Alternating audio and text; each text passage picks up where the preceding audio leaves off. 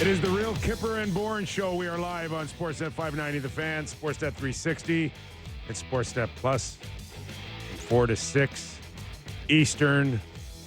If you're ready for the fastest 2 hours in hockey, you are right where you need to be. Nick Kypreos, Justin Bourne. And that's it. Derek. No, we got Derek Brandeo. We got Jen Rolnick. Yep. Pushing all the right buttons. We do. And we have producer Auston Mackey in for our Sammy McKee, who is home with snot running down his nose as we speak. He's fragile. He's a little fragile right now. He's like the rest of the Leafs. So he went out and played for like 4 days, and he can't pay the fiddler. Yeah. You know, I actually had a captain in university. I was a freshman. He was a senior, and I went out drinking with the old guys one night, and I couldn't make practice the next day. I just physically couldn't do it. And I remember him saying, if you want to be out with the big dogs, you can't be pissing with the puppies in the morning. Yeah, it's like, yeah, okay. Lesson learned, you know. But you get old, your immune system can't handle the party, and, you know. I do remember one practice in Hershey where we went out the night before and practice, and then John Paddock was our head coach then, and he calls us in, and he's absolutely livid at what he is witnessing. So we're around the penalty area, right? And I need to lean on something really badly at this point because I cannot stand on my own 2 feet. And I lean on the boards, but the gate opened is not closed, and I go thump. Oh, come on. Maybe one of the most embarrassing moments. Like trying to not draw attention to yourself and just put the spotlight right on your back. Double down. Everything's great. Everything's great. Anyway, so we know he's legitimately injured. Oh, no, We're sick. He's sick. He's sick as can be. He came in yesterday. Give him credit. Is Gen Z the laziest generation? Okay, that's the best way. That's the best way I can describe Sammy McKee. Yeah. He's not us. Nah, you know, he's still young. We're working on him. But we'll have some fun right. anyways. We got some great guests lined up. Joshua Kloke from The Athletic will join us, and we'll discuss what we saw not only last night out of the Toronto Maple Leafs in a win over the Dallas Stars, but what we can look forward to short-term and long-term. So that's Joshua Kloke in about 28 minutes. Ed Olczyk, TNT, friend of the show, former New York Ranger. We'll get his thoughts on what's happening in New York at the top of the hour. And then Eric Francis as well from Sportsnet.ca. So jam-packed, JB. But as they say, just you and me, kid. Well, there's no shortage of things to discuss from last night's game. The Leafs get a 5-3 win despite, I don't want to say they got heavily outplayed, but the first period was pretty lopsided. You know, I guess, do you want to start with, was Woll the number one reason for you? I have to think that if you're going to talk about the number one reason, I mean, as solid and as good Joseph Woll was, if you want to start again with the number one reason, I'm like, hey, Jake Ottinger. Yeah, okay, good. Right? Good one, yeah. Jake. Yeah. Buddy, you're supposed to be contending on a Stanley Cup kind of caliber team here. That is not the goaltending. Did it end up being 4 goals on 8 shots? Does that sound accurate? It was 4 goals and 8 shots at one point. I don't know if he got any more. They kept him in, then took him out after 2, but a 500 save percentage. I mean, can you win with a 500 save percentage? I don't think you can. The Robertson one, particularly stinky. Domi one, not awesome. The McMahon one, pretty bad. Yeah, so not a great showing. In the end, goaltending is the difference.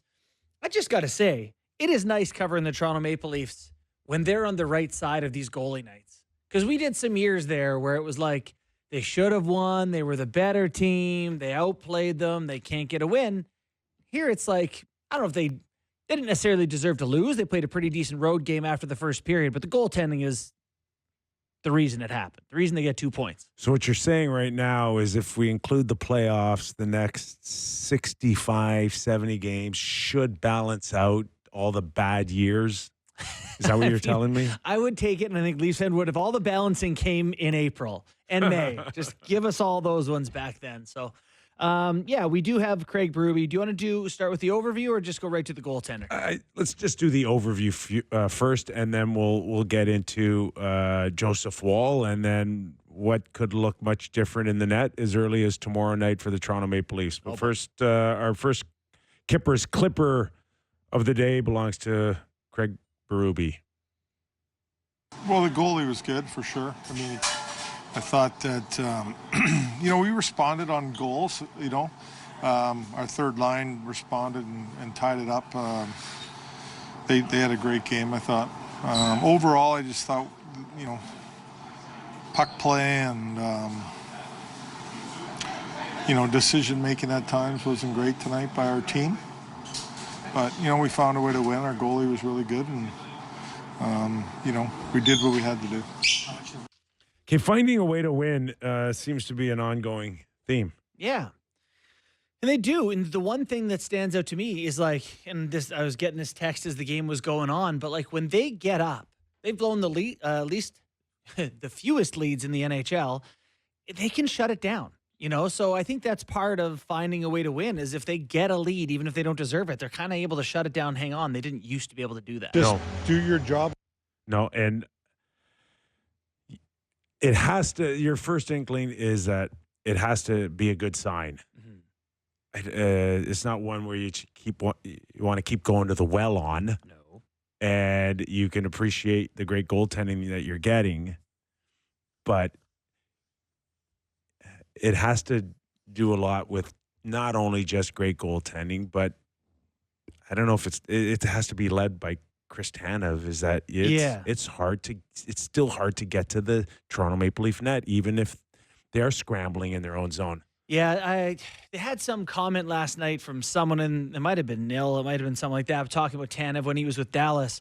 They went 3 playoff rounds last year, if I'm not mistaken, and Tanev got the matchups of Eichel in one round, McDavid and Draisaitl in another, and McKinnon in another round. And he handled those matches pretty decently. This guy is as good as it gets when it comes to playing against the top of the top. So that's a huge change for them for sure. Okay, let's go to Craig Berube on Joseph Woll and the effort that he gave him last night in Dallas. Well, it's really important. He was great tonight. We needed him to be really good against a real good team at home. They got a good home record. They're hard to beat. So we needed him to be good, and he was. I mean, that's so. But it's it gives our team confidence too. It plays a lot into it. Didn't love the Dodonov one, but whatever. Right? Yeah, and good early shot. and good shot. Yeah, good shot, but early, and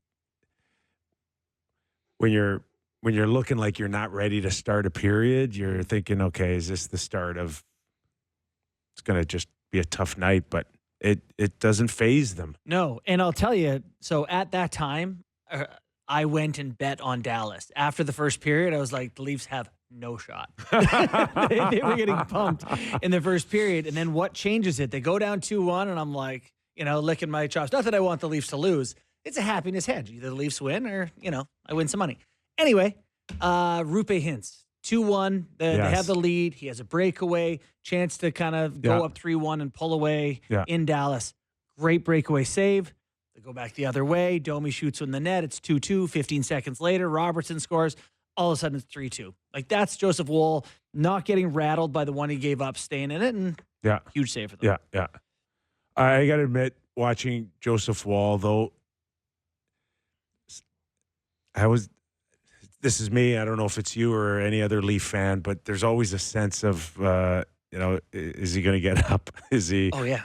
You have that too? But, it's not like Samsonov. Remember Samsonov used to shake it out after everything? Yeah, there's no dramatics. There's no drama involved in that. But yeah, Woll's not doing that. It's just.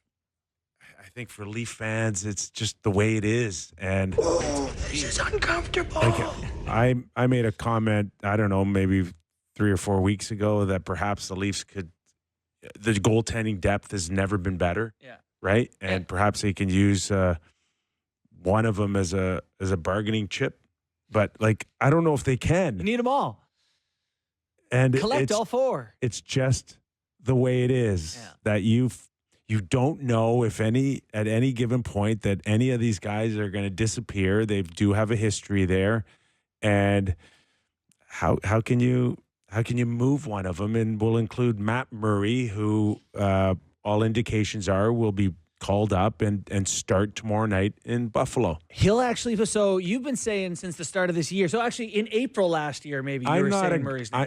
JB, I'm not a guy to go find tape. Don't, Jerry. But run it back. I would like to see if we could find at some point last year when I told you guys that Matt Murray's career could not necessarily be over with the Toronto Maple Leafs, despite having double hip surgery. And now, and you guys looked at me like I had 3 heads. No, I'm going to show you my reaction, which I think was like, and it was not about not believing you or not about believing. It just was, I had seen him play for the Leafs. Yeah. He had looked rigid and stiff and also, very injury prone. So to me, it's like, do we want to go through this again? And so now he has a surgery, right? Like a pretty serious surgery. He apparently is freed up. 2 He's of them. feeling better. 2 surgeries? Okay. 2 hip surgeries. Okay. He had both of them done. God. And obviously moving well enough that he's lighting up the American League. What's stats are somewhere at 931 in 8 games in the American League. So, listen. And a shutout last night. And so 2 Stanley Cups. He's only 30 years old, if I'm not mistaken. And he's an 931 in the American League coming off a shutout. Okay, let's see. Yeah. I mean, he's earned it, right? I mean, and I'm at the point where I'm no longer looking at the Leafs going, show me the guy with potential who could be this, whatever. It's like, give me the guy who's done it, who has been in these moments before and has proven he can do it. I'm ready for it. I'm just surprised to hear they would call him and he would start just like immediately. But I don't think that decision was necessarily made until after they felt comfortable enough of watching him last night. Mm-hmm. So there was the thought of see, now I'm going to call him a hillbilly again. And I'm just I can't get that word out of my mind right now. Hillbilly is great. All right. The Hildebeest. Yes. I think there was a thought of perhaps maybe squeezing one more start out of him and leaving Matt Murray with another start on the weekend. But I think last night they felt comfortable enough to say, with his experience and he's feeling it and he's feeling good, just do it now. Yeah, I'm torn because Hildeby has been okay in his starts with the Leafs, and I feel like I'd like to see him get more experience. It seems like he's going to be a part of the organization. I like the idea of him playing, but it's a tight battle for the top of this division if you feel like Murray can give you a bit more. And if you're Hildeby looking at Murray, I think you're going, I get it. Like he's killing it in the American League. I think you understand why Matt Murray would get the opportunity ahead of you, would you not? All right, let's go to Craig Berube on Matt Murray. Clip. Yeah, for sure. And we'll look at things, for sure. But that's encouraging. That's great for him and the Marlies. And, this guy's got a lot of experience and he's won. So, like I said, we'll look at everything and make some decisions. Yeah. Yeah, I give Matt Murray some credit here for looking at where he was last year and know that it went really ugly in Ottawa to the point where he's kicked to the curb basically. Yep. Gets traded to Toronto in a trade that I know at the time you weren't too happy about. No. And many others. Like if he's not good enough for Ottawa, how can he be good enough for the Maple Leafs? Right. Comes in early, much like what we experienced this year with can he stay healthy? Mm-hmm. That it's a standard question now for the Toronto Maple Leaf goaltending. It's not are they any good? It's can they stay healthy? All of them now. It just seems like they're completely blanketed over that term. They've cornered the market on fragile, talented players. The answer was no, Matt Murray, you can't. No. You go into this scenario where your season's written off and end up with these major surgeries, or major as they sound when you're talking about hips, And yet, And yet. he wants to come back, knowing that if he does come back and if the Leafs presented him an opportunity to come back, that you are no longer seen as a NHL goalie. You're going to have to start with the Marlies and work your way back up. And that, I would think, for a 2-time Stanley Cup champion would be a kick in the nuts with a speed skate. But I also think that changes my perception of him, not just as a player, but as a person. Someone who's willing to swallow the Buckleys there, the bad tasting medicine, and say, tastes bad, but it works. Yeah. You know, all right, Yeah. if it's going to get me back where I want to be. And He's riding the bus in the American League. That's the interesting part, is because you're watching now coming out of training camp, right? You leave training camp, you go to the Marlies, you watch Woll and Stolarz stay. Mm-hmm. You watch Stolarz Tear it up. looking like George Vezina up until a week ago. Joseph Woll, of course, gets hurt early but comes back, and you're like, where would I ever think that I could get back in again? Yeah. Oh, and Akhtimov's doing great, and Hildeby's a top prospect, and it's tough to find your way in. Here we are, game 32-ish, whatever it is. And now, maybe he's up for 4 weeks. Maybe he's up for the rest of the year. Maybe he goes back down and continues to light it up in the American Hockey League. And maybe he is in a position, or maybe the Leafs don't feel like he's in a position to move him. But at least he has turned himself into an asset again. He's playing for his career, right? Like, look around the league. Teams are desperate for a guy with some experience who can play 6'5", 220, and as you mentioned, the Cup. So he holds appeal. If he can come up to the Leafs and play 5 good games for them, I think you have a real asset on your hands, but you might need him because your goalies are made of paper mache. And Hildeby has come down to earth a little bit, I think, with the lack of experience and a lot of probably things going on in his head. I mean, so you much can't be weight on a few games, though, you know? Well, that's the Toronto Maple Leaf way, though. Yeah. There's the rest of the league, and then there's that media hype of having every game feel like it's almost game 7 for some of these guys. And, you know, I think the kid did well when he was in there, or as well as can be expected, but there is a look at him that says you're not an NHL goalie just yet. Yeah. And I think that plays into the fact that he's not necessarily getting the start tomorrow night. He needs to play hockey. It's, almost Christmas here, and he started 9 games this year, 6 for the Marlies, 3 for the Leafs. Like, that's not great for him because they're getting Matt Murray starts, they're getting Akhtimov starts. So Hildeby needs to goaltend. He's 23 years old and 6'7". He needs to play goal. So wherever it is that they have him, best for his development to get back in the net in the American League. I would agree with that. You want to listen to McMahon talk about Joseph Woll's play last night? Yeah, sure. Let's go to that. What it always is. It's just composure. Feels calm, cool back there. We trust him all the time. Technically always very sound. Looks like he's square to the shot, and I don't think he's given up a lot to shoot at. So he did great back there, and also he showed his athleticism on a couple saves there, which saved us the game. I mean, healthy Woll is a top 10 goalie in the NHL, I think. Yeah. Like, he's so steady, solid, reliable. Like the way he plays the puck, too. Good passer, pass it hard.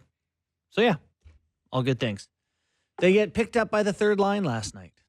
Yeah, and we had a pretty good conversation yesterday about them, and everything that Berube said about wanting them to attack and take it to the net, and Max with another goal that looked a lot like a goal scorer's goal, right? That one did for sure, yeah.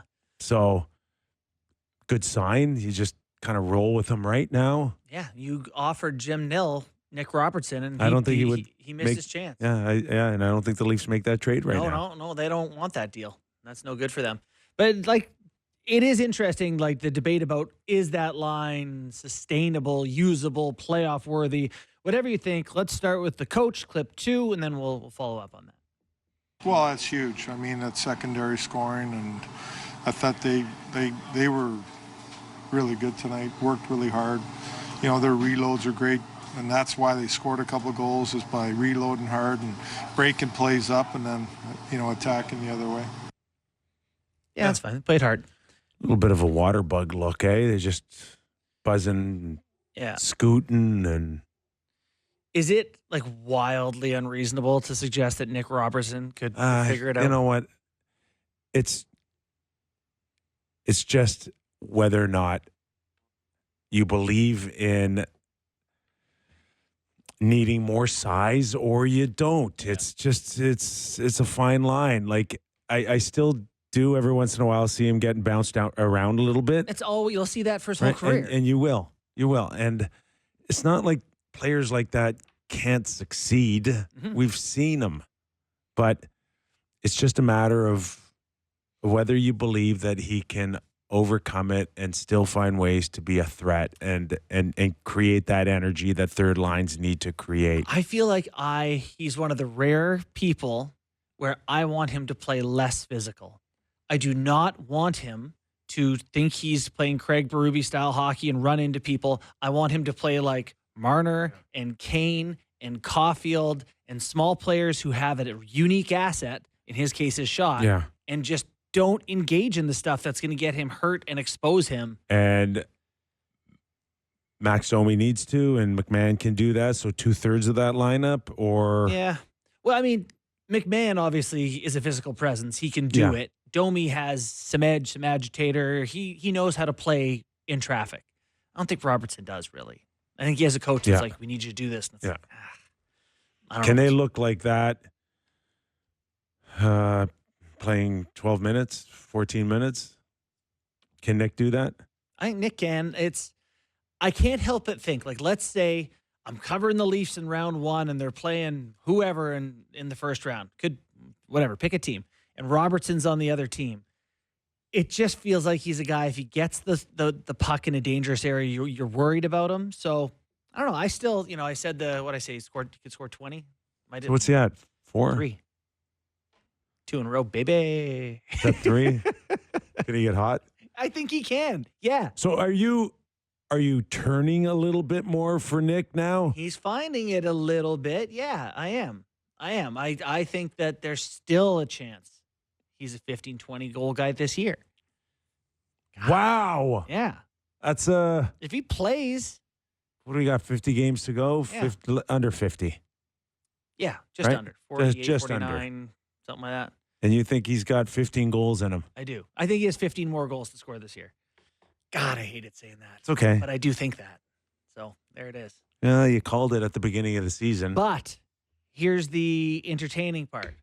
Am I in another front office somewhere? Dubas? But like, is there some version of me who looks at him and says, we could buy low on this guy and I think he has some scoring upside? How low? What's he worth to you now?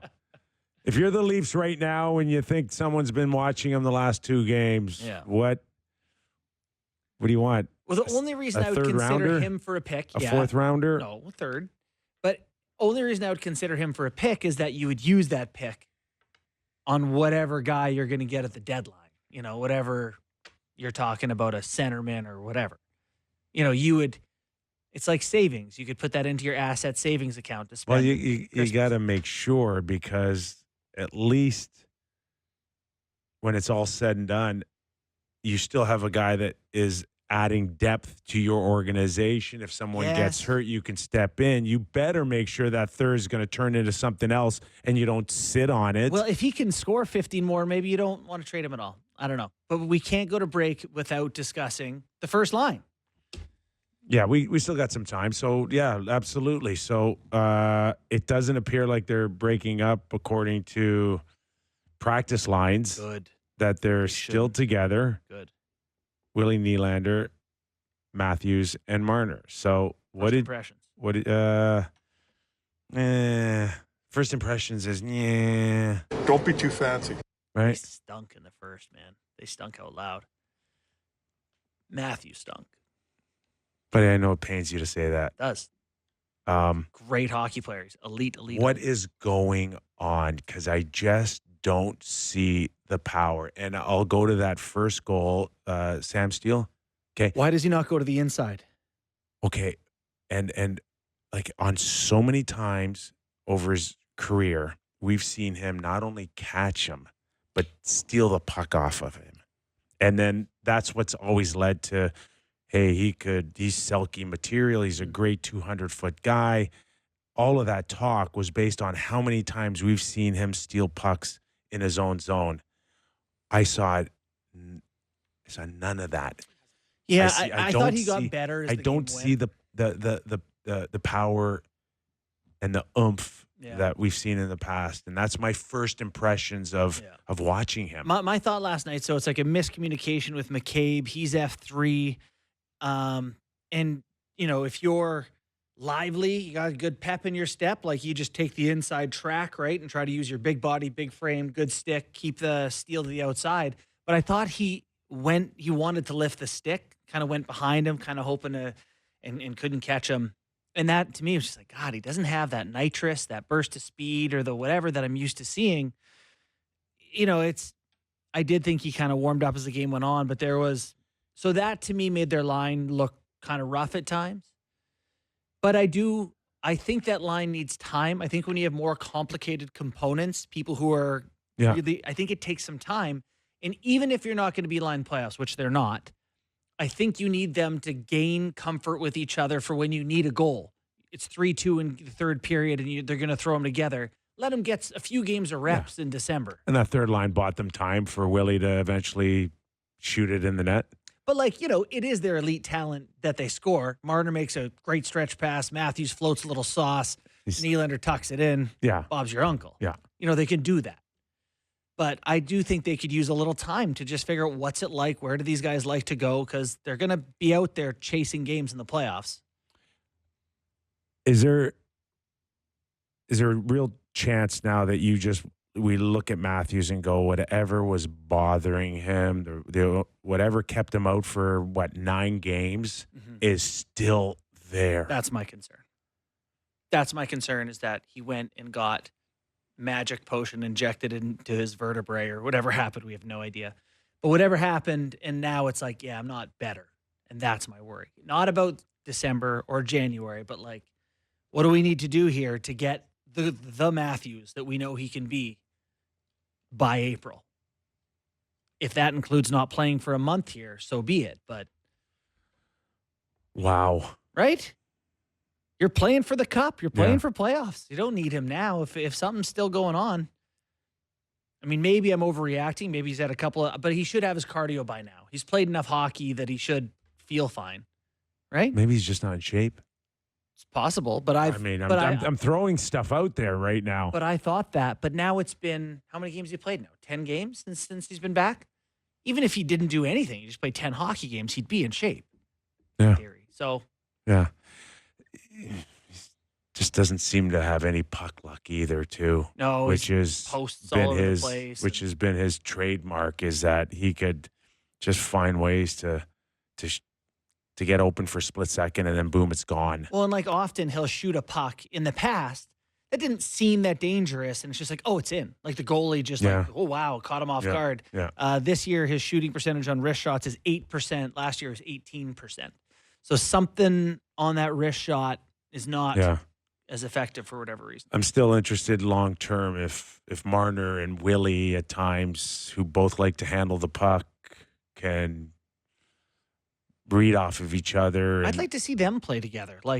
They've never spent any extended time together with a different center even. Doesn't have to be Matthews, but doesn't seem, again, they still make plays because they're good players. But the big line, and, for the most part, outside of, the strength of the third line now, is just they still have trouble, moving the puck, right? And just... Who's that? The first line last night? The Leafs in general for me still, right? Yeah. I thought they moved it okay as the game went on, but... Tavares made a great play to solidify the win. Great effort. Their line, though, was... But they didn't look... Outside Pacioretty killing someone else. They didn't look that great either. They didn't get an even strength shot till late in the third period, that line. So they were reasonably ineffective. Yeah, we do have a clip on the top line before we go to break. Let's just hear clip 3 for Ruby. Well, I know they got a goal and some chances and stuff. But just for me, it's, I think they were off tonight a little bit, like a lot of our guys were. They didn't think they had their best game, but we'll see. Josh is waiting for us. All right, we'll go to break here, and when we return, Joshua Kloke, writer with The Athletic, covering the Toronto Maple Leafs. We'll get into what we saw last night and what we may expect going into the Christmas break. That more when we return to Real Kyper and Bourne. The Real Kyper and Bourne Show. All right, we got Joshua Kloke ready. Let's get right at it. Josh, how are you? Have you picked out our gifts yet, Justin? And mine, I'm an XL. No, I'm an L You're now. an L. I'm an L now. trending. I used to be an XL. What happened? What's the secret? Old age. That's it. I don't want anything to do with that secret then yet. So Outside of that, Leafs look like they want to keep playing. I'm not sure the break will do them any good. They're fine. Forget about the quality or the consistency, man. They just find ways to win. And look no further than who's between the pipes. yeah, I mean, you guys know. I feel like every time I come on, I'm pumping Joe Wall's tires. I'm a Joe Wall guy, and I just think that this is such a massive opportunity for him to really prove for the first time, hey, I'm a number one goalie in this league. I can be trusted, not just I have the upside or the potential or the skill. I can be trusted. That's the last question that he has to answer. He's got to answer, right? Can you be trusted to stay healthy? Gives up that first goal and you're kind of oh, but then you make 36 saves against a very good Dallas Stars team. He's got a lot to prove right now. And you look at in the past when he's kind of really been depended on, it's in the playoffs and they've been down in the series anyway. This is real runway for him to put together a stretch of games, not necessarily steal back the net, because I think the tandem thing works, but just put it to bed, the injury stuff, just put it all to bed. And I thought last night was a really good first step towards really doing that. So you're our program's Marlies watcher, which we appreciate. Okay. What are your thoughts on Matt Murray over Dennis Hildeby? Maybe. No, maybe. No, It's maybe. on. It's a done deal. On. It's a done deal. And here's why. I was thinking this morning about how when you look at guys that are right on the kind of the fringe of the Leafs lineup, right? Dennis Hildeby gets called up, and right away, his first media avail, he looks tentative. He's asked about his game with the Marlies, and he essentially says, I got some stuff to work on. And you're like, wait a sec, dude, you're about to play for the Leafs here. And then I look at a guy, and I was talking to him the other day, Phil Myers. Now, you can debate whether or not Phil Myers is a top 6 NHL defenseman, but he's in the same spot. He's kind of on the fringes. And this guy just exudes swagger and confidence. He's like, I'm ready. I've been waiting. I'm ready to play right now. I'm excited. Let's go. And you're thinking about that, and you're like, yeah, one of those guys does seem like he'd steal an opportunity. And I think we saw that with Dennis Hildeby, a guy that, for a variety of reasons, probably just isn't ready yet. And I think the Leafs saw what we all saw and said, you know what? The race at the top of the Atlantic is really tight. We can't afford to drop points here. Let's go with something that is a little bit more of a sure thing. And sometimes, too, when guys get sent down, when NHL guys get sent down to the AHL and they have to spend time there, they want no part of it. And I'm not going to name names, but there's been a few guys with the Marlies, vet guys, over the past few years that haven't really wanted to talk to the media. And my understanding is they just stick to themselves. That's not what Matt Murray has done. He's bought in, right? He's riding the buses. He's paying for dinners. He's doing the duties. He's accepting his fate. And when you have that kind of attitude, that mentality, it can be reflected in your play, right? He looked great last night. He hasn't looked exceptional, but he's looked good enough and he's done enough to deserve the chance to get called back up. Because this was always the plan all along, right? If someone gets hurt, Matt Murray's your number 3.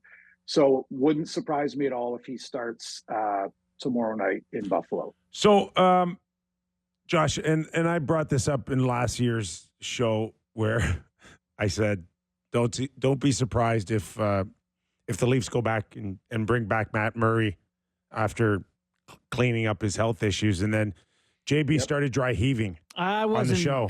ready for that. We had to throw to break. I had to go to colored bars on our TV show. It was ugly. It was ugly. Where were you on the thought of actually, with everything he went through last year, bringing him back? Isn't that just dumping in on the doubling and tripling and quadrupling down on the group here after failed attempts here? So where's your comfort zone with Matt Murray getting back in? I don't know if I was dry heaving, but I wasn't feeling good, right? I was going to the medicine cabinet for sure. Okay. Because look, I've kind of I made my bed and I saw the way Dennis Hildeby played. Like you guys know, I'm a big give the kids a chance, right? Because that's what the Marlies are for. And Dennis Hildeby was a fantastic goalie with the Marlies last year. Goalies take time.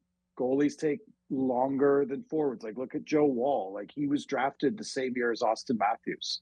We're talking about Auston Matthews as a vet. Right. And Joe Woll is like hanging out with Matt Nyes. Like, he's hanging out with the rookies. So these things take time. I saw I saw bringing back Matt Murray as an opportunity for the organization, Brad Treliving, to say, you know what, just as a human, we know you've kind of been dealt a rough lot here. Let's give you another shot, because organizations need that kind of Michael Hutchinson type. They need that healthy kind of third guy that is comfortable just bouncing up and down. And like, you know, Matt Murray going what he went through, like that stinks. That's really, really hard. So I saw it as a really good step, just again, as a human, for the organization to say, you know what, if you can prove to us you're healthy, we're going to give you a shot, because all things being equal, you can step in and do a job. And I like, even though I had Dennis Hill to be ahead of him on the depth chart, I was proven wrong. He doesn't look ready yet, especially when the margins are so thin in the Atlantic, right? So I don't know. It certainly hurt as someone who was team play your kids, but this is where the Leafs are not in the development business right now, and that's I think what's become pretty clear, and that's why they're turning to Matt Murray. I know JB wants to talk about the big line and Matthews with you, but before we just get off the goaltending, the Stolarz injury, we know where you feel about Joseph Woll, but did Stolarz injury now completely change the management mindset? Because we went into the season, even prior to training camp, thinking that it's Joseph Woll's net and Stolarz will be there to back him up. And then Stolarz goes a house on fire and gets hurt. But is the fact now that he's hurt and the history of the knees have come up, and like, where are you now moving forward, let's say a month from now? Yeah, now I'm trying to like Google remedies for dry heaving. Now I'm thinking about it. Like, I don't know. You're making me nervous. That was always the concern. Like, not just with like that was the concern coming into the season with, the Leafs' entire goaltending picture. Can they stay healthy? I think the fact that this latest injury is not related to past injuries is a good thing. We don't know that. No, you try to take. I'm catching myself here. I was about to say you try to take the Leafs and their injury stuff at face value, but that's been kind of a messy road to walk down lately. I think they had always wanted this to be. You're right. They had wanted this to be Joseph Woll's net. It comes back to what I said before. He still has to prove that he can stay healthy too. And that's kind of unfair to him. But no, I don't know if it's changed much, right? What has it changed for you? What does it change for you guys? Yeah, it does change for me a little bit. I'd rather deal with Joseph Woll's injury history than Stolarz. Stolarz makes me 10 times more nervous than Joseph Woll's. Yeah, I think the thing that You can see that. that gets me with Anthony Stolarz, though, is like a lot about his injuries. Some of them, the second one in particular, was literally just a freak knee injury. Like he was telling me that, and it sounds strange, but like he was in his truck and his leg just turned, and he was like, "Oh, that doesn't feel right." Whereas I think with Joseph Woll, they had concerns about what he was doing in the off season. Was he taking care of his body in the right way, but were there things he could do to better prepare himself and his muscles, his body, in the game? So maybe that's why I'm not as concerned. I don't know. It's injuries, goalies. It's voodoo. But it's not just goalies. It's McMahon and it's Matthews and it's Pacioretty, and there's like some concerns in this team. Well, I love it when it is functional. They're all day to day. Don't worry about it. It's all day to day. It's all That's day so to day. true. Yeah. I don't know why you're getting concerned. It's day to day. Nothing to see here. Day to day. Day to day. So the big boys get thrown together for a full hockey game.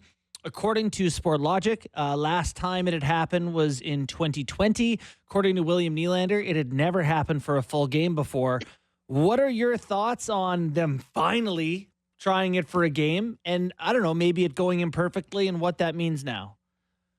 I mean, my thoughts are don't consult William Nylander for history lessons. Oh, God, that's a great point. That's like, William Nylander. Yeah. Anyway, I don't like it. I don't like it at all. I think back to the 2020 series against Columbus, where Sheldon did it a few times, and he was trying to win games late. Mm-hmm. But it always felt like a desperation play more than anything else. And I'm not saying that's what it was last night, but like, do you need to do this? Like, what's your end game here? Because you're not going to do this for the rest of the season. You're not going to do this in the playoffs. When Sheldon did it against the Blue Jackets, it was, we're down. We have to win these games for people to keep their jobs. And that's the way it felt to me then. And now, like, so if you're down in Game 7 against whoever it ends up being this year, maybe you try it. But I just think now, I was about to say I feel like it sets the rest of the four lines back, but the third line last night proved me wrong. But like, why? You're not going to do it in Game 1 against Tampa. Why are you doing it now? What are you hoping to learn? Mm-hmm. What are you hoping to get that you wouldn't get otherwise? Are you trying to do it to give Matthews some juice? Because, like, let's call a spade a spade. It doesn't look like he's got it right now, right? But there's other ways to do that. I think it sets the rest of the four lines back. I don't know, and I think the numbers kind of bear that out. Early in the show, we gave our thoughts on what we see from Auston. Yeah. Tell us what you see. Tell us what's missing. Tell us where is the second best player in the world. He looks like someone like me that's like, I've got a lot of Christmas shopping to do. I've got some stories to finish. My various parts of my body are hurting because I'm on the wrong side of 40. Like, he looks like he's wearing a lot now. So let's just get through this. He looks like he is being pulled in different directions mentally, and maybe that's too deep a read on it, but I wonder if there's something nagging him, injury. Like, he looked like he was slower than normal last night. I mean, the back check on the one goal, like, doesn't that get other players benched for a few shifts, right? Maybe, yeah. Like, doesn't that kind of effort get a fourth liner, stapled to the bench for the rest of the period? I don't know. You would think, like, normally with scorers, it's like once they get one, the floodgates open, but he's being asked to do multiple different things. He's not just a scorer. It's an easy way, but sometimes, like, the right answer is the easiest one. Like, just looks like he's carrying a little something, some kind of injury or some kind of ache, because he's not spry. And when he's not spry, it's very noticeable. Josh, we only got a quick minute here, but got to ask you about the third line and whether or not the last two games on the third line would give you the belief that all things being equal through the trade deadline, you could start them all together in the playoffs? You could start that third line together in the playoffs if you accept that defensively you might get caved in. And you just better hope Well, that that's not a play. It's That's never really gonna not- happen. I don't really want to start my playoff run with we may get caved in. I would have liked, yeah, but then you hope that like Max Domi is his best self, and him and Nick Robertson find the kind of chemistry that you think passers and shooters would have. But no, Yeah. like what do you expect? Like you're gonna Domi, Nick Robertson. That doesn't scream defensive stability to me. No. But if you accept that you hope it gets you some goals at the other end, then. But again, Craig Berube doesn't strike me as someone that would be a lot of fun in Vegas. Like, he's not a gambler, right? So I don't know if it's going to stick. But if it builds Nick Robertson up, do it, because like he's hanging on for dear life, and I don't know.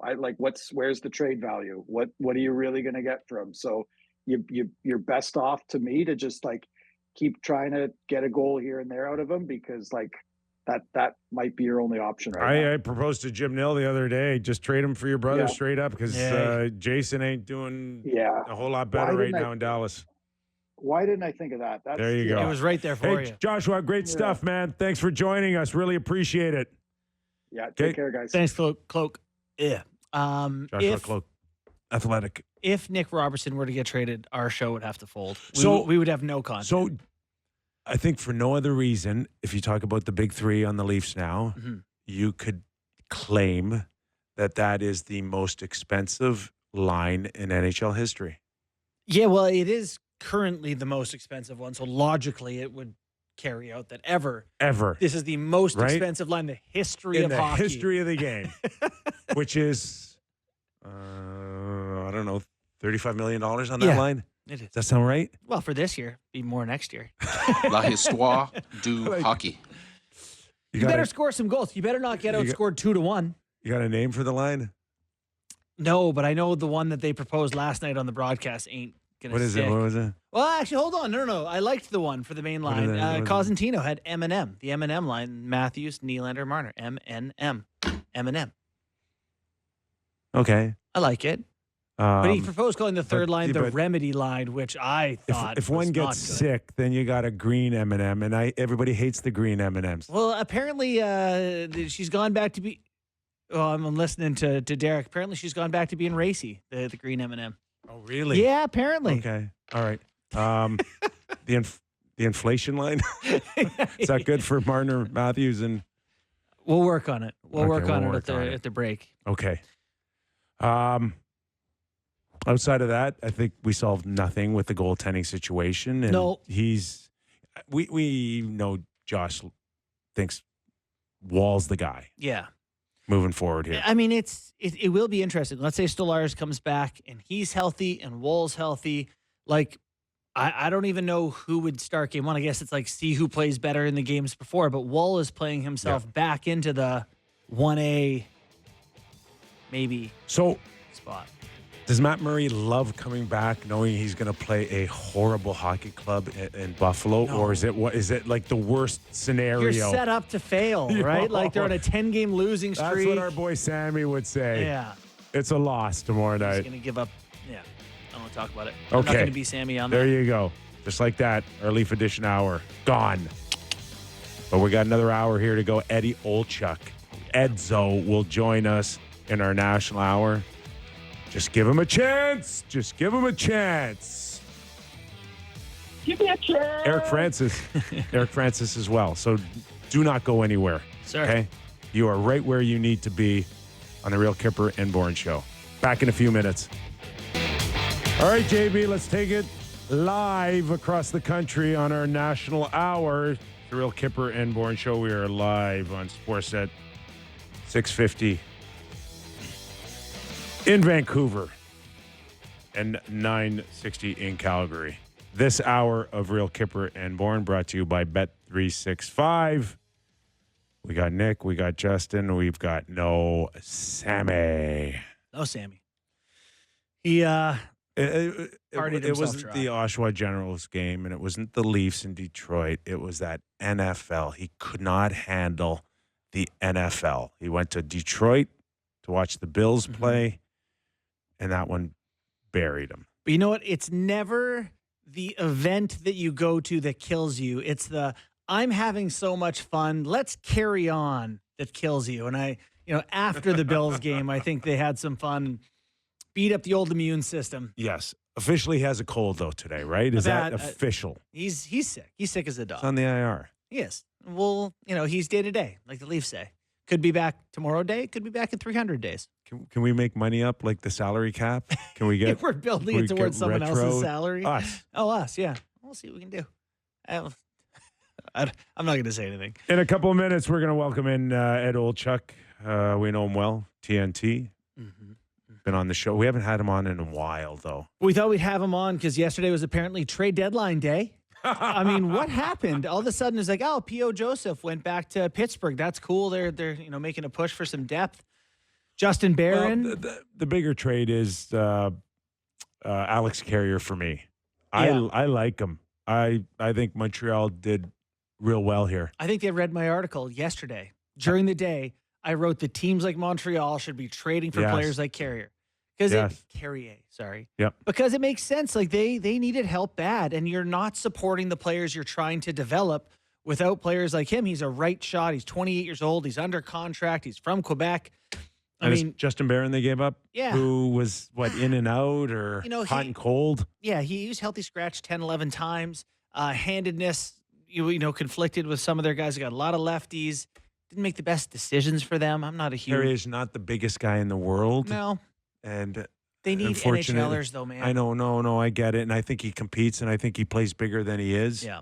But, I mean, eventually, you'd like to see more 6'3", 6'4" guys in a Montreal Canadiens uniform. They've been accused of being Smurfs for a long time. Mm-hmm.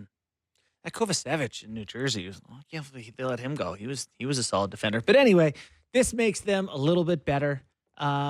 Frees Nashville up to do something with the cap space. So we'll see what they have to do. Kakko got traded. Rangers holding true on changes being made and no comfort zone. Do you think him calling out the coach or the team? I don't think it helped. No.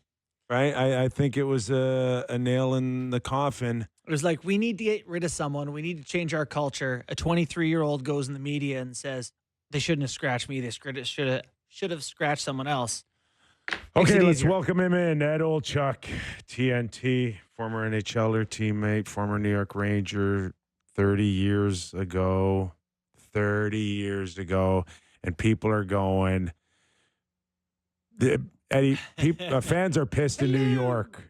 They're like, it's been 30 years. I wasn't born. I want to see a cup before I die. They're doing the sign again, Eddie.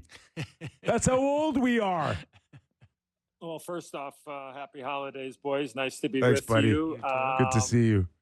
Well, I would just say to those Ranger fans, the prior regime had to wait another 24 years. So they had to wait 54 years.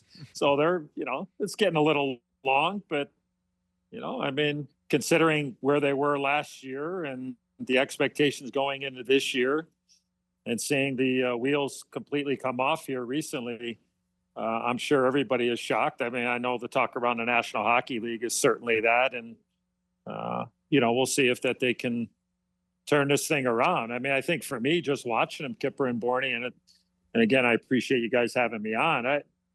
It just seems like they're afraid to make plays. I mean, we've all been in situations at all different levels, and you can't go out there afraid to make mistakes. You can't go out there afraid to make plays, and you can't be afraid of what the end result is. And from afar of watching, that's what it sure in hell looks like. That is that just right now they have zero confidence and they're just afraid to make any kind of play. And you can't play that way in a National Hockey League because you're going to get your head handed to you. And yeah, they've been in some competitive games and what have you, but for the most part, it's been a tough go there. So How do they get out of it? I mean, they need one of their goalies to win them a hockey game. They need somebody to win a 1-0 or a 2-1 game. That's what they have to do. And, I don't know what's going on with the bread man there, Artemi Panarin, if he's back or healthy or what's going on now, but certainly getting him back, he could be one of those, he's a game breaker as good as there is in the league when he's going, but it looks tough from afar. And I'm sure, being in a locker room in New York the year before we won the Stanley Cup in '94, Kyper, that year before was a complete disaster the last 20 games of the regular season. So I know what it's like to live in that climate when expectations are really high. And, we were lucky enough to get through the season, and the next thing you know, we're winning a Stanley Cup. And I guess we'll give you the primary assist on why we ended up winning the cup the next year. I appreciate that, Edzo. Yeah. As far as 2019, Kaapo Kakko, second pick overall, it's Ranger fans are wondering how can we end up trading our second overall pick, which doesn't seem that far ago. And when you look at Kaapo's development and where it stalled for the New York Rangers or what happened here, I mean, you've played, you broadcast, you've been behind an NHL bench as a head coach here. Where did it go wrong between Kaapo's ceiling or the development that the Rangers had him on, the trajectory of the development here? Who looks in the mirror first? I mean, I couldn't answer that question, Kyper, really. I mean, for, not being around, again, just watching from afar, talking to people, understanding. I mean, look, like, there were times, I think, that the kid looked like he was on the verge of being that, that big power type of forward and had some good runs. I think he was on a line with Lafreniere for a period of time when he was, doing that. The consistency part obviously has been a concern, but, he's a big guy. He seems to get around the rink very well. Not getting a lot of power play time. And as you guys know, I mean, offensive guys, or at least guys that think they're offensive, need to get those touches on a power play. And look, the power play that the Rangers can run out, especially their forward unit, they're going to take 85, 90% of the power play. I mean, I'd be interested, Borny, if, when the Rangers were going good and what's been going on here recently, is their power play numbers when it comes to ice time, were those guys eating up the majority of the minutes? Are they extending their shifts? So, I mean, you get young players that don't get an opportunity to get out there. It does become challenging, but that's part of being a young player. I mean, you have to earn your stripes, and you're going to earn that opportunity. So, look, at times I've liked what I've seen from Kaapo Kakko, but then there's other times where you wonder, where he goes to and can he get to that level of a second overall pick? I mean, now I look at, he's going to get an unbelievable opportunity in Seattle, and he's going to get power play time. He's going to get to play with the top offensive guys there, and he's got a chance to start over. And I would expect him to be to get a jolt here. Now, whether he can stay consistent and get a little longevity out of that, well, that's totally up to him. But, he's going to get a chance to play with some really good players and see if he takes advantage of it. So I think the jury's still out. I mean, I don't know, is the question if did the Rangers give up on him? I mean, sure, you trade him. I mean, obviously you're going in a different direction, but did he get a full runway? Well, as you guys know, a lot of players don't get the full runway in some places, and then they go to another place, and all of a sudden they're like, oh my, like, this guy's got a chance to be is he a 25-40 guy? Is he a 30-30? Is he a 20-35? I mean, I don't know, but at times he looks like he can be a 25-25 type of guy. And, is that justified being the second overall pick? Well, maybe in this particular year and this particular time, it is. And so do you think it's possible Like I look at a lot of these guys, and it's like, oh, they need a change of scenery. And Justin Bourne, 23, maybe wasn't quite hitting what they hoped he would become. Looking for a change of scenery. Can you just change a guy's situation internally and say the Rangers were like, you know what, we're going to be the team to find Kakko's, whatever. We're going to put him on the power play, play him on the top line. Right. Can you internally give that guy the second chance, give him a fresh start within your own group? I would hope you'd be able to, because I think all of a sudden, you'd be giving up on guys way early. Now, again, there does come, there is an expiration on how much you're going to wait. And again, I heard you guys talking about his comments after being scratched and whatever, that certainly, help expedite it. I guess only Chris Drury and the Rangers could answer that. Bourne, I only can speak to this on a personal note. I go back, and it's a long time. I know it's a long time ago, Kyper, but back in 1984, I was drafted by my hometown team in Chicago. My first 2 years, was living large. It was good. I had 20 goals my first year, had 50 points. My second year, I had 29 goals, and I had 79 points, and things were going great. And then my third year, I just had an awful year. I had some, I had a close friend of mine that I lost, and it affected me off the ice. And I just had a bad season. And next thing you know, the Hawks wanted to make a change, and they traded me, out of Chicago. And now I was playing wing with the Blackhawks my first 3 years in the National Hockey League, where I had pretty much played center my whole life until I got to the Olympic team before I became a rookie in Chicago.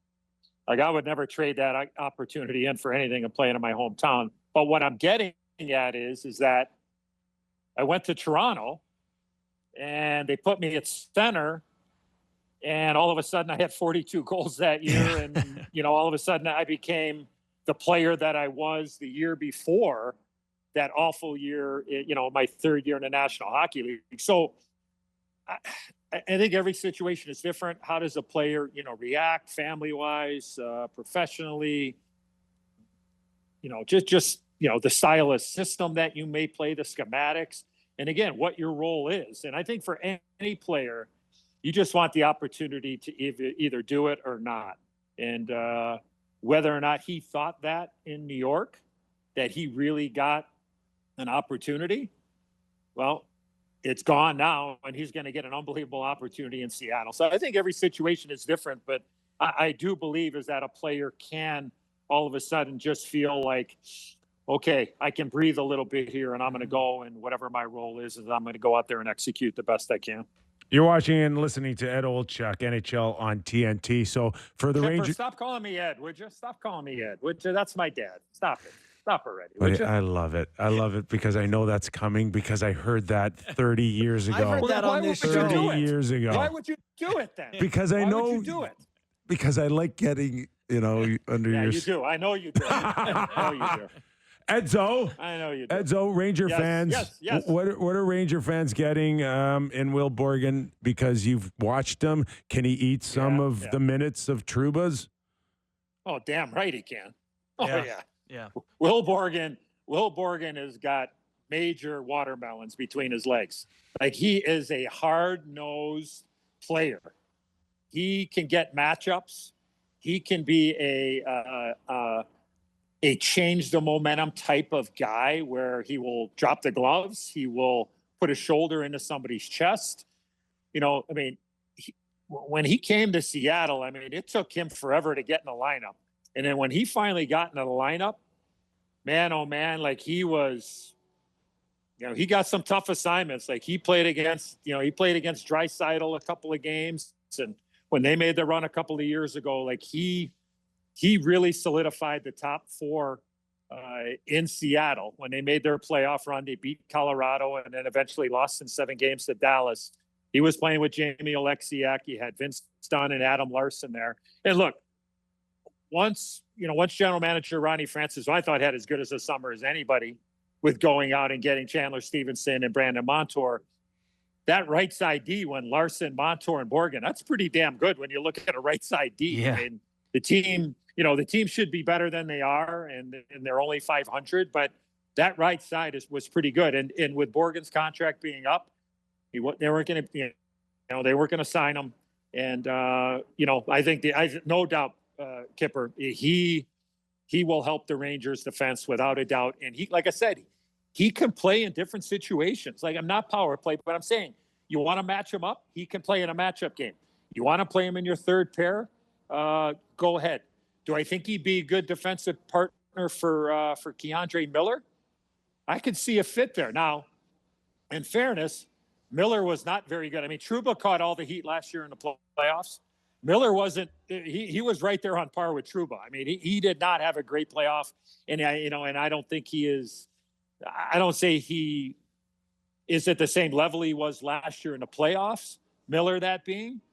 But I think a guy like Will Borgen could really help a young guy like that. So if he is in your top pair now, whether that's, maybe playing with Lindgren, that would be a bad matchup as well. But I think you could put him with anybody and he would fit in. I like him because look, there were 7 or 8 teams that wanted Will Borgen. Let's just make it perfectly clear. Now, the question I would have for you guys, more you, Barney, than Kyper, is if the Rangers would fall out, would all of a sudden Chris Jury sit there and go, okay, well, 3rd rounder, 6th rounder, and Kakko, and now I'm going to go ahead and I'm going to move Will Borgen and probably get, I would imagine for sure, a 2nd rounder for sure he would bring at the deadline. That's just my opinion, because I think he will be that type of player, and I think other teams covet him because I think they've seen a lot of what I've seen over the course of the last 2.5 seasons. So long-winded, yes, I like Will Borgen with the Rangers. That's a really interesting thought. You look at the deadline, guys like Lyubushkin and David Savard go for 2 seconds in many cases. Right. Those are coveted types come postseason. So yeah, that'll be interesting to keep an eye on. We've been talking quite a bit about the state of New York because Islander is a bit of a mess, but more than anything, this Buffalo Sabres team, I don't know how close attention you're paying to them, but 10 straight losses now. Their owner came in and said, the answers are here in the room. And then they went out and just got filled in by the Montreal Canadiens. Have you ever been on a team where you've had an owner or a GM come down and step in and say, try to right the ship? Because it's not a good sign, I don't think. No, but to answer your question, I did play in Toronto in the late 80s, and Mr. Ballard would be in the locker room all the time. So giving you his 2 cents. Yeah, and also Puck, his beloved pup, was in there all the time too. So,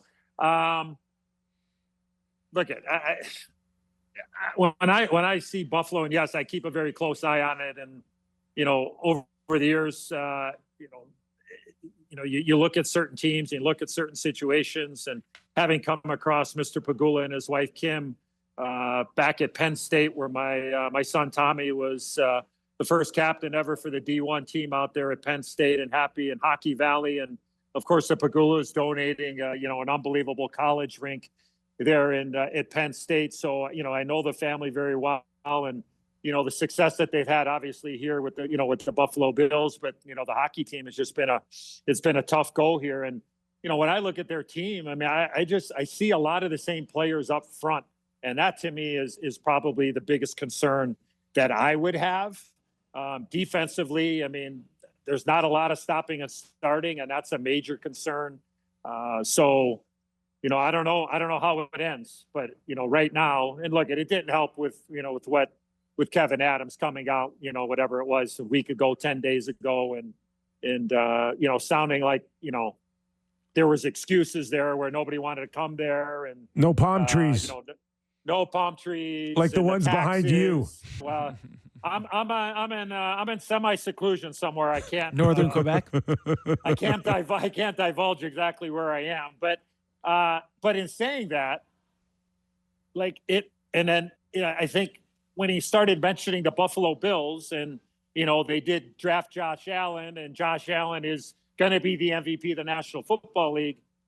Well, the last time I checked, wasn't Jack Eichel and Sam Reinhart members of the Buffalo Sabres at one point? And those very are two much pretty damn.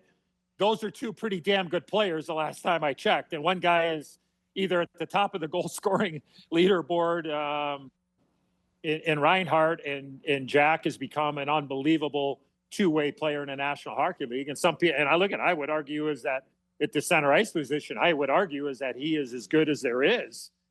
So they did have those players there. Now, I would say is that I don't believe Kevin Adams was there. Maybe he was there when Jack ended up getting traded. But you know what I'm getting at. Like, look, like, yeah, the answer does have to come from the guys that are playing, and somehow, some way, another team that looks like they're afraid to go out there and make mistakes. And until that's corrected, like it's going to be, it could go to 11, 12, 13. I mean, that's just the way that the league is. Hey, one more before we let you go. Just in terms of these trades that we've seen, these Christmas trades, it's usually kind of quiet this time of year. And, from Kakko to Cam Fowler to Trouba, Carrier, is this just a sign of how much pressure some of these teams are feeling more so than years past?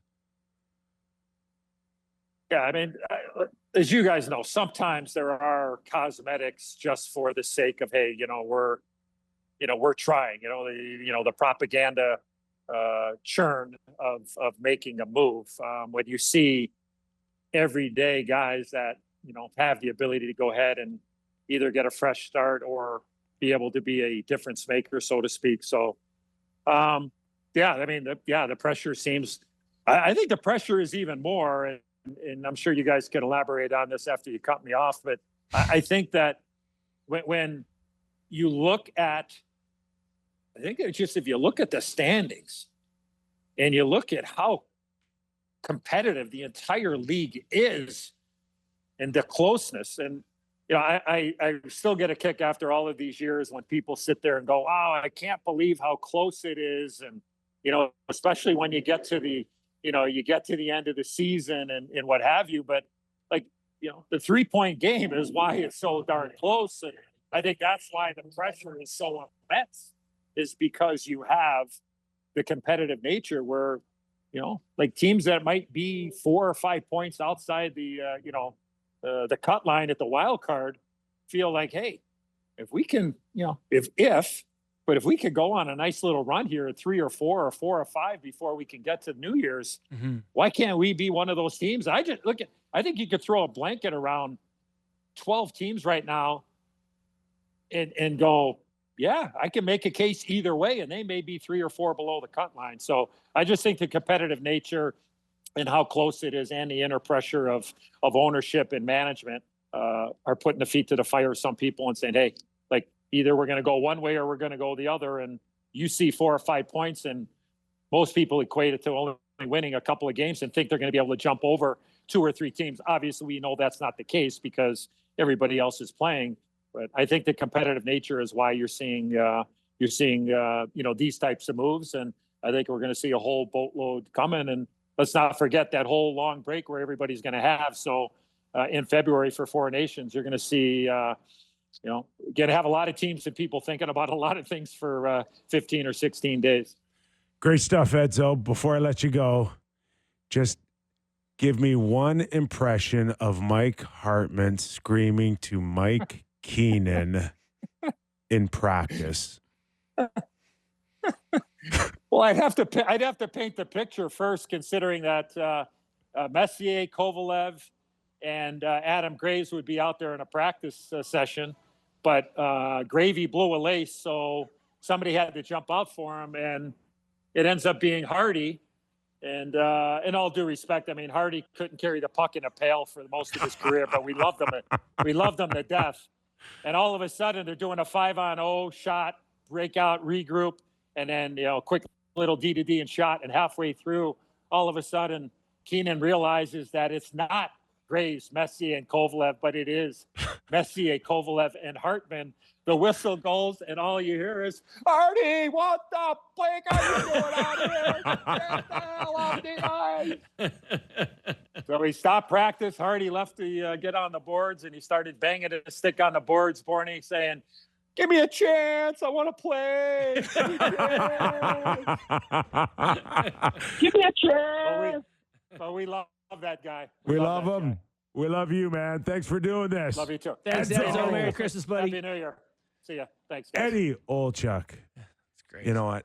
I kind of lied. I told him I did it. I've forgotten how much he can't stand being addressed as Ed. No, I remember that being a problem. That's his just dad. my old age Yeah. kicking in. I had a teammate whose last name was Kronschnabel. He was my. Interesting. It is quite the handle. And their coach, if you didn't call for a pass, would put you in the penalty box, and you just have to yell your name for the fake 2 minute duration.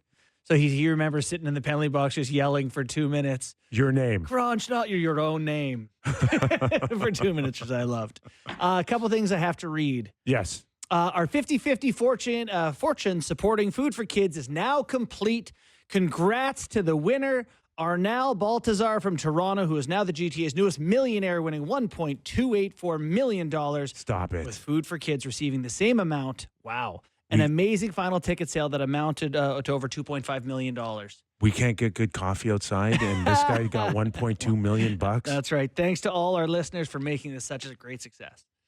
Crazy. Great That's stuff, great. man. Great stuff. Okay. The fastest hour in hockey is going to continue here. What else Do do we you want got? game time? Do you want game time? What time is it now? Yeah, let's do game time. Okay. Good call. We're going to fit it And in. then we'll leave more time for Eric Francis, who's going to join us from Sportsnet.ca. So, Sammy, It's game time. it is game time. Oh, there's probably a game time read. Yeah. Listen, you cannot. I want to tell you something before you start. Yeah. Please don't be worse than Sammy. Oh, I know. Okay, let me see. Okay. All right, it's game time presented by Bet365. Visit the app for the latest odds and find out why it's never ordinary at Bet365. Must be 19 plus, Ontario only. Please play responsibly. Now, the San Jose Sharks are playing the Colorado Avalanche. Which means Which a goalie. yes, that's right. Goalie game. Yes, so you have a very interesting contest. You have a chance to make money if you bet the Sharks to win plus a goal and a half. So spot the Sharks. They start the game at 1.5 to nothing. Do you think they could beat Colorado with a 1.5 goal lead? So if they win 3-2, they win by 1.5. They win by half a goal. And we are teeing this up as Mackenzie It's Blackwood versus Gorgiev, Yeah, right? yeah. So who do we believe is? I think you're going to get a redemption game from Gorgiev. I like the Sharks. You do. I do. No, I like Colorado in this. All right, Colorado. So if you like the Sharks, plus a goal and a half is minus 115. Ottawa versus Calgary at Calgary. The Sens are favorites. I do like the Sens in that one. That's minus 130. I've got the Oilers minus a goal and a half against Boston. I think they're going to thump Boston. I've decided Boston's not good. How do you feel about that take? I don't trust them. I don't trust them. I don't. But they. They look terrible. I some know. Nights. Like I some get nights it. they're fine, but some nights they just look terrible. So plus They're 145. hanging on. Put it that way. They are They're hanging. They had like hanging an on by- injury. I think they're toast. Penguins are plus 135 at Nashville, and Penguins, they're trying. They're taking themselves seriously now. So those are the ones I like. If you bet all four of them, it'd be plus 1,800. So $10 would win you 200. Don't do that bet. Do them individually. But anyway, that was game time presented by Bet365. Visit the app for the latest odds and find out why it's never ordinary. Bet365 must be 19 plus, Ontario only. Play responsibly. All right. Thank you, Sammy. When we return, Eric Francis, Sportsnet.ca. Technically, Calgary's got a wild card spot. They're hanging around. They're hanging. Don't write them off. Our jerseys hanging. It's all good again in Calgary. We'll get Eric Francis to talk about that and more when we return to Real Kyper and Bourne. As a reminder, this hour of Real Kyper and Bourne brought to you by Bet365. Nick Kypreos, Justin Bourne. Let's welcome in Eric Francis, senior writer with Sportsnet.ca. Does a terrific job covering the Calgary Flames as they get set tonight to play the Ottawa Senators. Chicago Saturday before shutting it down for a week. Eric, how are you, pal? Thanks for joining us. I'm great, boys. How are you? Merry Christmas. You as well, my friend. So if we go back to mid-November, where I think the Calgary Flames have had, I think, 4 wins in a row. They have not been able to put a stretch together of 2 wins in a row since. And, yeah, they got a point against Boston, but blowing a 3-1 lead, did it feel more like a 60-minute loss? And, where are they with these last two games before the Christmas break in your eyes? They've become pretty inconsistent. I mean, the work ethic's there, and that's their calling card, as is their goaltending, and it's still been pretty darn good, and it allows all this to be a possibility where they're, on the outskirts of a playoffs spot or right on the inside, whatever. But, the other night when they gave up a 3-1 lead to Boston, that was a complete script flip from what we've seen all year long. This is a team that seems to win most of its games, would come from behind wins in the third period. So to let it slip away that way, it was kind of puzzling. We hadn't seen much of that this year. I mean, puzzling is probably not the word because, Boston's a formidable team, and they were pushing hard in the second half of that game. But first half of the game, Flames were incredibly dominant. I'd never seen this before in my career. First period, they were by far the better team, absolutely took it to the Bruins. It was 0-0 after the first period, yet the Flames were 0 for 11 in the face-off circle. And I think face-offs are wildly overrated. It's a coin flip every time you line up. To me, it's not that big a deal. But when you lose all 11, and by the end of the night, I think they're at 32%, that's a growing problem in Calgary that they can't seem to figure out how to fix. Eric, when I look at this Flames roster, like they, ever knew they were going to kind of sell off and this was maybe not their year, but I look at the roster and I look how hard they work. You mentioned that's their calling card. Honestly, I think they're the hardest working team in the NHL. Every time I cover a Flames game, I cannot believe how consistently they press. Do you look at teams like Washington or teams like the St. Louis Blues who have added players to okay teams and go, this could be the Flames? There's a chance if they added, they could be pretty good pretty soon. That's the big debate I think even management's having. I mean, we all know they're in the midst of a retool, rebuild, whatever you want to call it. I call it a hybrid rebuild. So you got 1 foot in for this year and 1 foot in for the future. And that makes it tough to make decisions, especially at the trade deadline. So do I think they could add a significant piece? Yeah, I do, because they've been trying to find a centerman ever since they lost Elias Lindholm. If they happen to be able to find that guy, and he's got to be pretty young because they want him to be, it's not a rental. They're not in the business of renting anybody this year. That much I can assure you. But if they can find a significant piece, look, they've got all the cap space in the world. They could still, if they wanted to make a trade where they retain some of the salary, they could easily do that too. I do think that they'll be involved at the trade deadline, and I do think you may see them bring a significant piece in here at some point, but it'll be with an eye on the rebuild as well as trying to get into the playoffs this year. We just had Eddie Olczyk on, and we were just talking about the movement that we don't normally see this time of year when it comes to trades. And, if Craig Conroy's looking at his team and he wants to get in on anything before midnight tonight, I mean, what are the names off the top of your head that he can go without thinking about swinging for the fences? What, Flames players that might be in play? Yeah. Well, listen, I saw your trade board, and I see you've got Rasmus Andersson there and Nazem Kadri, and for sure, I don't think they're shopping either one of them right now, but that's not to say that if the right deal came around, and they were getting the feeling that Rasmus wasn't interested in signing long-term. He's got, this year and next year left, so you don't have to, that's not a pressing issue right now. But the Nazem Kadri rumors just won't go away. Rumors not so much, because that suggests that people are piecing together trades in their minds. But, those are two guys that I do think, teams are going to ask about, no question about it. But in terms of who's in play, I mean, the Calgary Flames going into this season, I thought the one guy they were pretty sure they were going to try to cash in on was going to be Kuzmenko, but he's been a healthy scratch the last handful of games. Got 1 goal this year. I mean, he's just absolutely plummeted, and there's no value for him anywhere around the league. So I'm not sure they could even cash in on that right now. Am I making too much of a deal to suggest that, between Craig Conroy and the ownership group, they're if you want to call it a rebuild or a retool, is really a build towards the new arena? And if that's the case, to be able to compete right away in the new arena, and does Rasmus Andersson seem more inclined to maybe be a part of that than Kadri for you? We know the age difference is, fairly significant. But is there a chance that Rasmus could be around and being a key part by the time the new building opens up?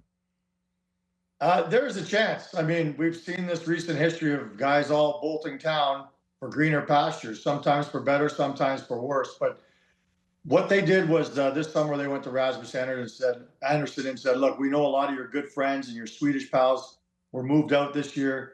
And I think they sensed that maybe he was going to be moving on when the time came in as well. But they said to him, look, like, you're a huge part of this organization. You're one of our most important players. We're going to give you even more ice time. We want you to run the power play. We want you to be a leader in the room. And I think he's really enjoyed, and it's really empowered him. And I really think he's enjoyed that leadership role. And I think that if they keep impressing upon him that, look, if you sign a big 7-8 year deal to stay here, you will be one of our key pieces moving forward. The problem is he can also see all these other young defensemen, and they've got a million of them coming up through the pipeline. And it makes him probably wonder, really, how long will I be that important a player here? I don't know. He's a very emotional player. To me, it'll depend how this team ends this season. If they crash and burn as the season goes along, I think it'll leave a sour taste in his mouth, and he won't be inclined to stay. If they stay and show all the signs of growth, continued growth with the youngsters, I think Rasmus Andersson could stay, yeah. So the youngsters you mentioned, like Zari is, an effective player, and Coronado and Dustin Wolf and all these guys are doing great. But I want to ask you about a couple of the older guys that you got in the Tkachuk deal there. Has Huberdeau found, maybe a way that he can stay effective and be a contributor for them? I know Uyghur has become, really one of the better D in the league for my money, but Huberdeau's the interesting one. Yeah, I agree with you on Uyghur. And with Huberdeau, he's really focused on, look, he's been, swimming for 2 years now, just trying to figure out how to find some semblance, to gain some traction. And his latest is, they've got him on the penalty kill, and he's tried to become a 200-foot player. That's no one's ever accused him of being that in the past. And, he says, I just want to do whatever I can to help the team win. And in his mind, that means being extremely strong defensively, playing in the final minute of the game when they're clinging to a lead. And it's actually worked out pretty well. This team hasn't had a first line, for 3 years now since Tkachuk and Johnny lit it up. But, they have a semblance of it right now. Huberdeau and Calgary are actually showing signs of chemistry. It's only been 2.5 weeks, so it's early, but they've both been on some pretty significant scoring binges of late. And there is a threat with Pospisil that they actually have a first line, a legitimate first line. We'll see. But Huberdeau has been showing tremendous signs of improvement. I think he's back on pace for 30 goals, and be much better than he has been in past years. He's finding a way to be more relevant, and that's kind of the key thing. Because a lot of people just looked at him and used to say, well, if you're not getting points, what are you doing? Right. Now he's getting more points, but he's also doing other things to make himself relevant.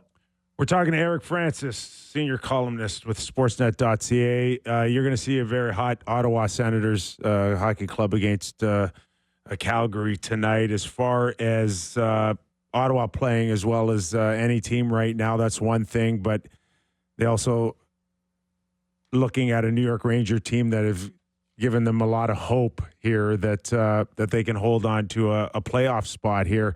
What do you make out of the New York Rangers, and can they get it back on the rails in your opinion from here on in? I still think they're going to be in the playoffs. You do. They're just I still think they're too talented. They've still got one of the world's best goalies, and I know he's not having the season he'd like to have. But now that the contract stuff's behind him, I don't know if all the trade rumblings are behind him. I do think that's been mishandled by the general manager, telegraphing that certain guys are on hot seats. I don't think that's ever good for the dressing room. But I still think that the depth in that room, the depth in that organization is such, and the experience there. Once they get Panarin back, and I feel like after Christmas we're going to see the New York Rangers get on a roll. So I don't worry about them too much. I know in Gotham they're freaking out and losing their minds, and I get it. This is very shocking what's happening there. But I think the waters are going to calm soon, and I think that they'll be safely in a playoff spot by the time the playoffs roll around. No question in my mind. It is funny, as someone who pulls for the Islanders, watching the Rangers laden with talent just pull their own hair out and like scream. It's like, guys, I don't want them to realize they're fine, because they're totally fine. But yeah, it is fascinating to watch. The Sabres, not fine. We've been talking about teams around the NHL, that there's some drama. That one is fascinating to me. The other one, and since you cover so many Canadian teams here and follow it so closely, is the Canucks, which they're fine. They're fine.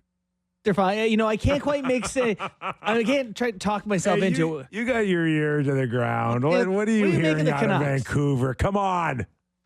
Well, kind of like you, Borny, and loving watching the Rangers squirm and go through adversity as an Islander fan. I'm a Calgarian, man. Anything on that side of the mountains that's going chaotically is just delicious to me. That's fun. Yeah. It is entertainment. We're in the entertainment business too, guys, and there's a lot of entertainment going on right there.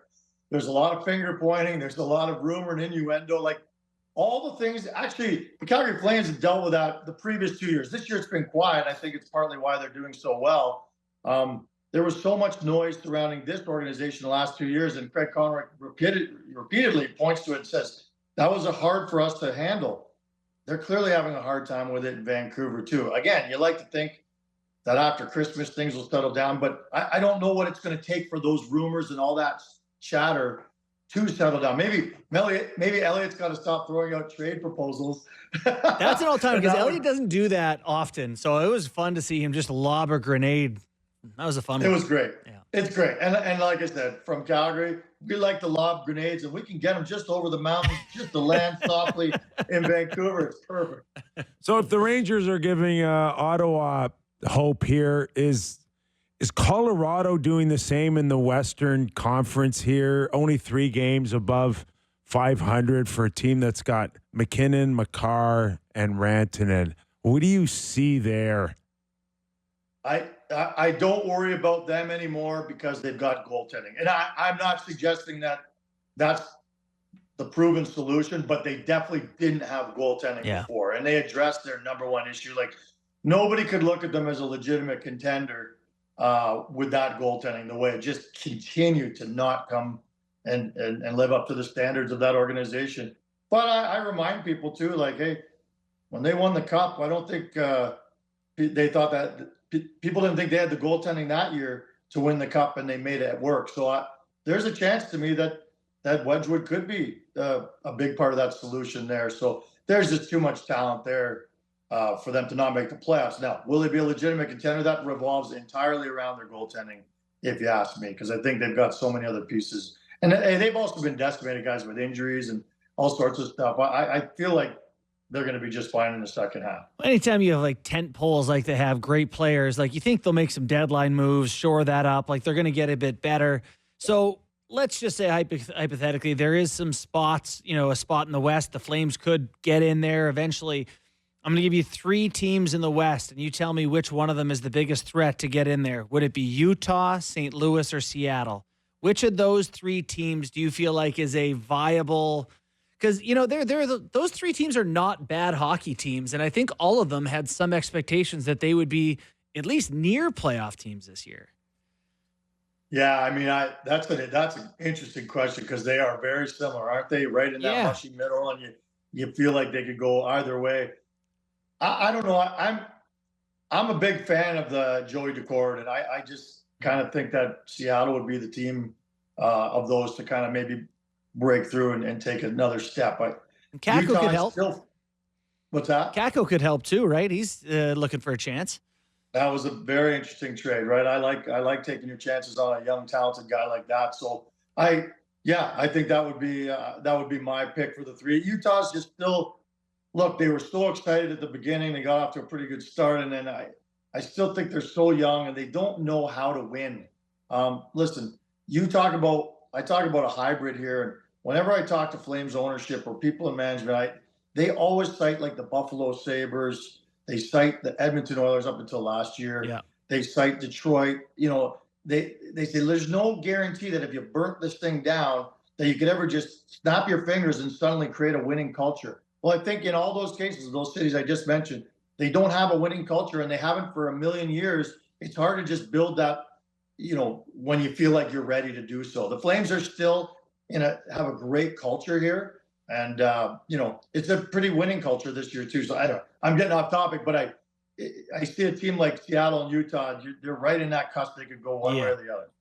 Eric, great stuff, man. Enjoy the hockey game tonight. We'll catch up soon. Always great having you on our show. We really appreciate the time that you make for us. Always love coming on, boys. Happy holidays. Great to see you. Thanks, buddy. Appreciate it. All the best to you and yours as well.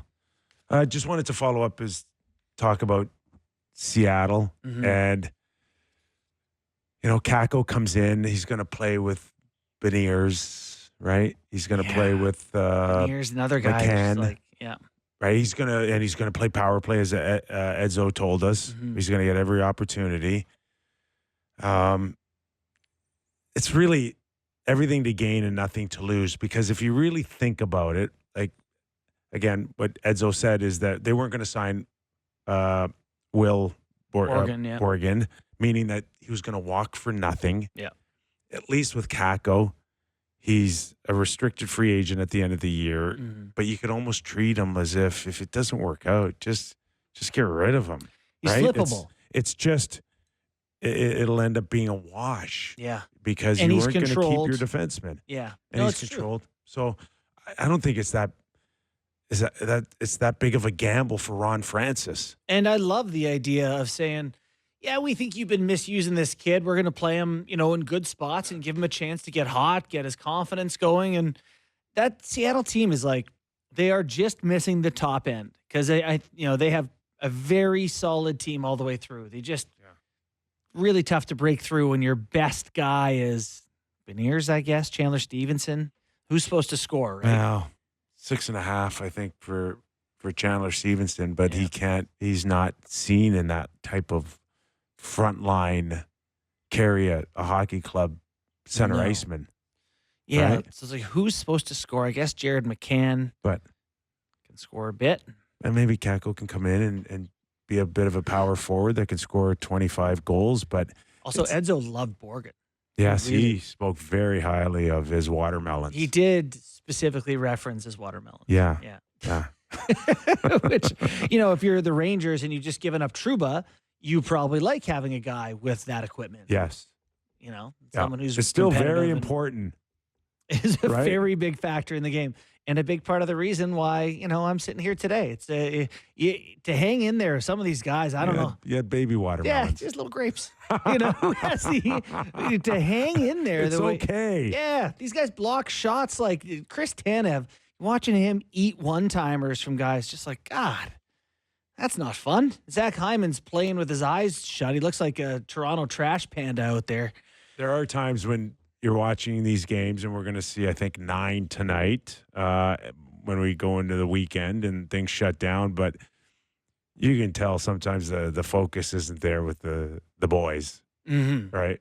They're a little distracted this time of year, and they shouldn't be, because lo and behold, you can get traded right now. Can you imagine now these guys in the last 24 hours going, are you kidding me? Yeah. I got to now go travel and work on moving vans and oh yeah, it's brutal. It's a disaster to get traded this time of year. But not even the trade thing, like just being focused on Christmas. And then our junior coach, a bunch of guys brought flats of beer to the last game before the break for the Christmas party. The coaches sat in the stands and drank it while we ran stairs right before Christmas. Guys are focused on other things this time of year, so maybe the trade will wake them up. So they won't. Did we manage to go 2 hours without Sammy McKee?